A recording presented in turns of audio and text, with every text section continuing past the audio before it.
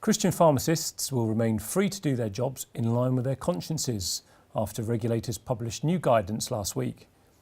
Earlier draft guidance by the General Pharmaceutical Council could have forced Christians to issue abortion drugs against their will. But in a significant climb down, the GPHC rewrote its proposals so that pharmacists remain able to refer clients to other professionals. The Council also said that it recognises and respects the central and positive role of religion in the lives of pharmacy professionals. The changes were made following objections from hundreds of Christian professionals and after the Christian Institute threatened the Council with legal action, saying the plans were a breach of human rights. Joining me now to consider the impact of this change is pharmacist Beverley Trigkilidas. Beverley, hello, thanks very much for coming in. Beverley, you're a Christian and a pharmacist, but you're not working at the moment because you're expecting your fourth child. That's right, yes. Well, congratulations. Thank you. You've had some time to reflect on the news that the General Pharmaceutical Council has made these changes. You've heard that they recognise and respect the central and positive role of religion in the lives of pharmacy professionals.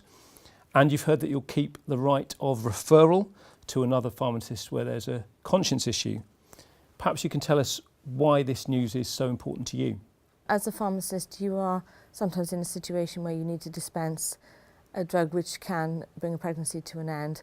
And, you know, many pharmacists are very uncomfortable in this situation, not just Christian pharmacists, I need to add. With the guidance as it was, you could refer to a pharmacist who worked with you, another colleague, or you could just refer in the community to another pharmacy who would accommodate the patient. And this always worked very well. With the guidance that was coming in, which was proposed, it was very, very unclear as to where we would stand.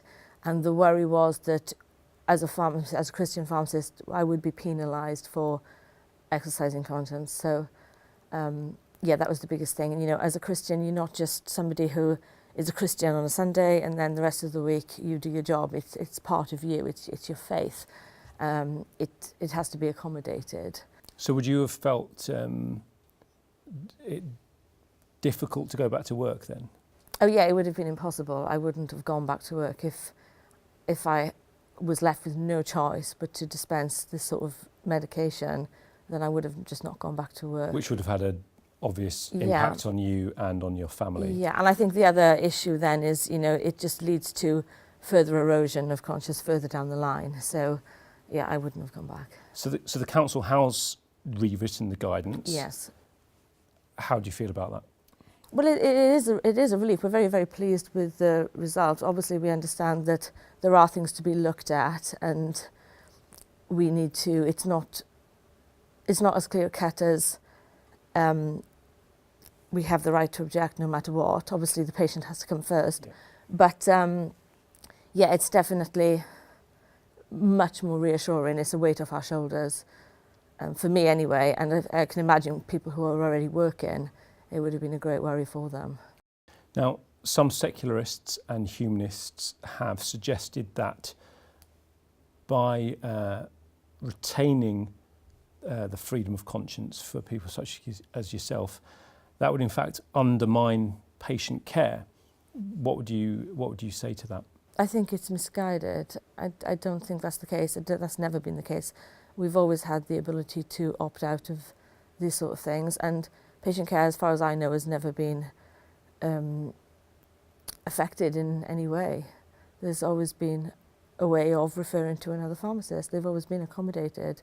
So I don't think that argument really holds much water. So it was their patient care was central in the old guidance, it's central in the new guidance. Absolutely. You would never leave a patient and say, no, we're not going to dispense to you.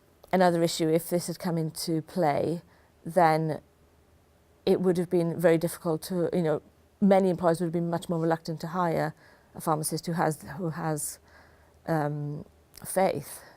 So even if you felt you could go back to work, yeah, finding employment, there would have been it would have been more difficult, definitely more difficult, I think. And it's really good that the General Pharmaceutical Society has recognised that faith does play a really good beneficial role in pharmacy. Yes, they said that it had a central and positive role to play in that's lives. that's true. That's true. Beverley Trigkilidas, thank you very much. You're welcome.